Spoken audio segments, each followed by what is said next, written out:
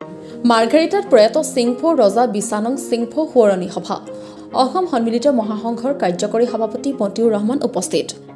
আজি তিৰাপ স্বায়ত্তশাসিত দাবী পৰিষদ আৰু সিংফো ৰাষ্ট্ৰ পৰিষদৰ উদ্যোগত মাৰ্ঘেৰিটাত সদ্যপ্ৰয়াত সিংফো ৰজা বিছানং সিংফো সোঁৱৰণী সভা অনুষ্ঠিত কৰা হয় সভাৰ আৰম্ভণিতে প্ৰয়াত সিংফো ৰজা বিছানং সিংফোৰ প্ৰতিমূৰ্তি মাল্যাৰ্পণ বন্তি প্ৰজ্বলনৰ লগতে তেখেতৰ আত্মাৰ চিৰশান্তি কামনাৰে 1 মিনিট সময় মৌন প্ৰাৰ্থনা কৰা হয় প্ৰয়াত ৰজা বিছানং সিংফো সোঁৱৰণী অনুষ্ঠিত সভাত বিভিন্ন জনজাতীয় সংগঠনৰ উপৰিও অসম সন্মিলিত মহাসংঘৰ কাৰ্যকৰী সভাপতি মতিউৰ ৰহমান উপস্থিত থাকে সিংফো ৰজা বিছানং সিংফোৰ মৃত্যু সিংফো জনগোষ্ঠীৰ লগতে সমগ্ৰ অসমৰ বাবে এক অপূৰণীয় ক্ষতি বুলি কয় তিৰাপ স্বায়ত্তশাসিত দাবী পৰিষদৰ সভাপতি পল্লৱশ্যাম বালুঙে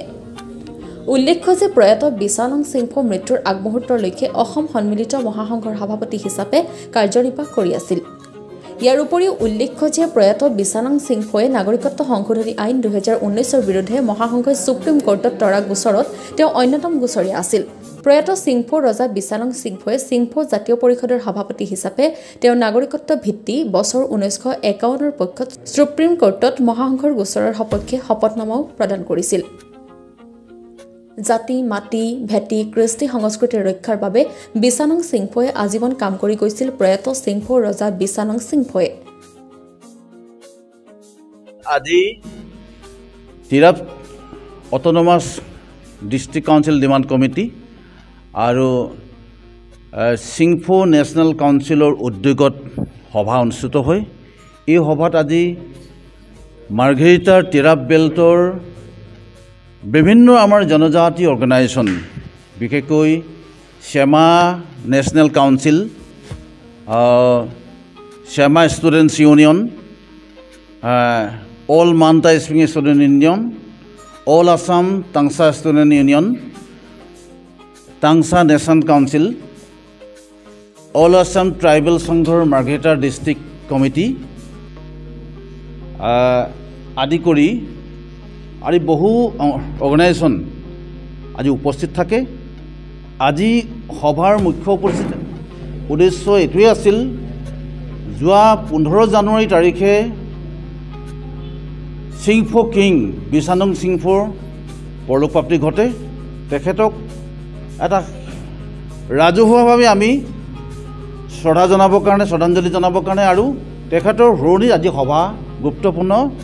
সিদ্ধান্ত কথা আলোচনা কৰা হয় তেখেত নিজেই এটা কিংবদন্তি সন্দিক আছিল সংগঠন আছিল বিছানং সিংফো বুলি ক'লে অসম আৰু অৰুণাচল গতিকে তেখেতক অসম চৰকাৰক লগতে অৰুণাচল চৰকাৰকো আমি আহ্বান জনাইছোঁ যে হাইষ্ট অনাৰ দিব লাগে he was a king from the British regime India সেই সময়ত ব্ৰিটিছৰ দিনৰ পৰাই ভাৰত প্ৰি ইণ্ডিপেণ্ডেন্স টাইমৰ পৰা আজি ট্ৰেডিশ্যনেলি হেৰিডিটিকেলি তেওঁলোকে ৰজা হিচাপে ডিক্লেয়াৰ আছিল date last years political jamadar গতিকে আমি তেখেতসকলক তেখেতৰ বিষয়ে নজনা মানুহ নাই হেৰি মানুহ নাই তেখেতক চিনি দিব মানুহ নাই জ্ঞানৰ সাগৰ মানুহ আছিল জ্ঞানৰ সাগৰ ব্যক্তি আছিল গতিকে তেখেতক হেৰুৱাই আমি খুব মৰ্মাহত হৈছোঁ গতিকে আমি অসম চৰকাৰক এই মুহূৰ্তত ধন্যবাদ জনাইছোঁ যে তেখেতক ষ্টেট অনাৰ দিয়াৰ কাৰণে গতিকে পৰৱৰ্তী যিবিলাক আমাৰ দাবী আছে এইখিনি যাতে চৰকাৰে যাতে আমাক অতি সোনকালে ইমপ্লিমেণ্ট কৰে এইটো আমি আহ্বান জনাইছোঁ তেখেতক লগতে তেখেতৰ এটা ব্ৰঞ্জৰ এটা ষ্টেটু মাৰ্ঘেৰিটাত আৰু অৰুণাচলৰ এটা ডিষ্ট্ৰিক্টত তেখেতৰ এটা ষ্টেটু হ'ব লাগে আমি কামনা কৰিছোঁ আৰু তেখেতৰ যিটো গৃহ তেখেতৰ বাসগৃহতে যিটো তিৰাপ অটোনমাস কাউন্সিলৰ অফিচ আছিল সেই বাসগৃহটোক আমি কিবা এটা সৰু সংগ্ৰহালয় বা সংৰক্ষণ কৰাৰ কিবা ব্যৱস্থা কৰিব পাৰোঁ নেকি আৰু তেখেতৰ বিছা গাঁৱলৈ সোমোৱা যিহেতু এটা এণ্ট্ৰিপথ যিটো মানে এণ্ট্ৰিপথ তাত এখন তোৰণ এনেকুৱা ধৰণৰ কথাবিলাক আলোচনা আজি কৰা হয় ধন্যবাদ আজি 10 দিন হ'ল ৰজা বিছানং সিংফোৰ মৃত্যুৰ আমাৰ কাৰণে অত্যন্ত শোক আৰু দুখৰ দিন যে আমি ভবা নাছিলোঁ যে ইমান কম বয়সতে আমাৰ মাজৰ পৰা ৰজাজনে আমাক এৰি থৈ যাবগৈ তেওঁ কেৱল সিংফো নহয় এই তিৰাপ অধ্যুষিত সকলো জনগোষ্ঠীৰে তেওঁ ৰজা আছিল আচলতে তিৰাপৰ ৰজা গতিকে আমি এইটোৱে বিচাৰিছোঁ যে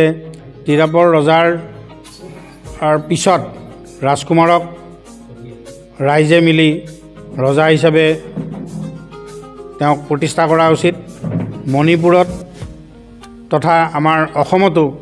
তিৱাসকলে এই ধৰণে আমাৰ বিভিন্ন জনগোষ্ঠীয়ে কাৰ্বিসকলে ৰজা হিচাপে নিজৰ যিটো পৰম্পৰা তাৰ আধাৰত এইটো মেইনটেইন কৰি আছে গতিকে সেইটো মেইনটেইন কৰাটো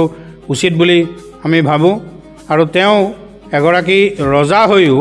কিন্তু দেশ আৰু জাতিৰ স্বাৰ্থত এজন সাধাৰণ নাগৰিকৰ যি দায়িত্ব আৰু কৰ্তব্য বা অকল সিংফৌ নহয় গোটেই অসমৰ খিলঞ্জীয়াসকলৰ দায়িত্ব আৰু কৰ্তব্য উপলব্ধি কৰিয়েই তেওঁ দিল্লীলৈকে গৈ তেওঁ ধৰ্ণা কাৰ্যসূচীত তেওঁ অংশগ্ৰহণ কৰিছিল তেওঁ দিল্লীত গৈ মহাসংঘৰ সৈতে গৃহমন্ত্ৰীৰ সৈতে আলোচনা কৰি সিংফৌৰ সমস্যা আৰু অসমৰ সমস্যাৰ কথা তেওঁ দাঙি ধৰিছিল গতিকে তেওঁৰ এটা বিপ্লৱী ভূমিকা ভিতৰে আছিল সেই কথাটো বহুতে হয়তো নাজানে কাৰণ তেওঁ কাৰ বংশধৰ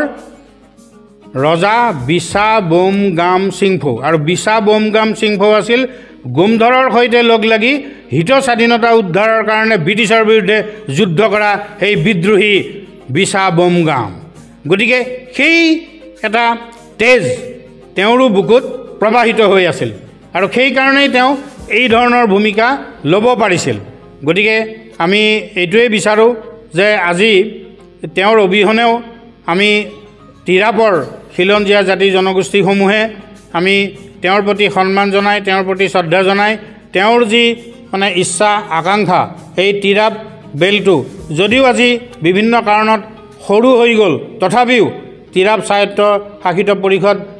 দাবী সমিতিৰ তেওঁ প্ৰতিষ্ঠাপক সভাপতি আছিল তেওঁ এই বিষয়টো আগবঢ়াই লৈ গৈছিল গতিকে আমি আশা ৰাখিম ইণ্ডিজিনিয়াছ পিপল ৰাইটছ মতে 100% তিৰাপৰ জনসাধাৰণে এখন স্বায়ত্ত শাসন পাব পাৰে এইটো 2007 indigenous rights of the United nation declaration গতিকে সেইমতে গ'লে নিশ্চিতভাৱে হ'ব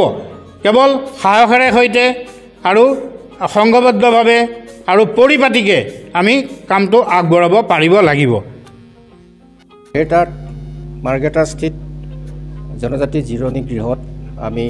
সিংফৌ জাতীয় পৰিষদ তথা তিৰাপ স্বায়ত্তশাসিত জিলা দাবী সমিতিৰ উদ্যোগত আজি আমি এখন সভা অনুষ্ঠিত কৰিছোঁ স্বৰ্গীয় বিশানং সিংহদেৱৰ স্মৃতিত তেখেতৰ বিষয়টো আমি বহুত আলোচনা কৰিছোঁ বহুতে অৱগত তেখেত কেনেকুৱা ধৰণৰ ব্যক্তি আছিল আমি ইতিমধ্যে আলোচনা কৰিলোঁ বিভিন্নজনে বিভিন্ন বক্তব্য আগবঢ়াইছে তেখেত বিভিন্ন দল সংগঠন সামাজিক অনুষ্ঠানৰ লগতে জড়িত তেখেতৰ বিষয়ে কৈ শেষ কৰিব নোৱাৰি তেখেতৰ সপোন আছিল আমাৰ তিৰাপৰ সৰ্বাংগীন উন্নয়নৰ কাৰণে এখন স্বায়ত্তশাসিত পৰিষদ পোৱাৰ বাবে তেখেতে বহুত চেষ্টা কৰি নিজেও তেওঁ এই পৰিষদৰ দাবী সমিতিৰ সভাপতি আছিল আৰু তেখেতৰ যিটো সপোন যাতে বাস্তৱায়িত হয় এইটো আমি আশা কৰিছোঁ চৰকাৰৰ ওচৰত আমি দাবী জনাইছোঁ যে তেখেতৰ কাৰণে আৰু আমাৰ ইয়াত এটা প্ৰতিমূৰ্তি স্থাপন হয় আৰু তেখেতৰ স্মৃতিৰ কাৰণে আমি যিখিনি কৰিব পাৰোঁ চৰকাৰৰ পৰা যিটো কৰিব পৰা যায় সেইবিলাক হ'ব লাগে আমাৰ তিৰাপ অঞ্চলত আমাৰ মাৰ্ঘেৰিটাত তেখেতৰ স্মৃতিৰ কাৰণে এটা স্থায়ী স্থান নিৰ্বাচন কৰি প্ৰতিমূৰ্তি স্থাপন হ'ব লাগে আৰু তেখেতৰ যিটো সপোন সেইটো বাস্তৱ হ'ব লাগে আমাৰ সৰ্বাংগীন উন্নয়নৰ কাৰণে মই এইখিনি ক'লোঁ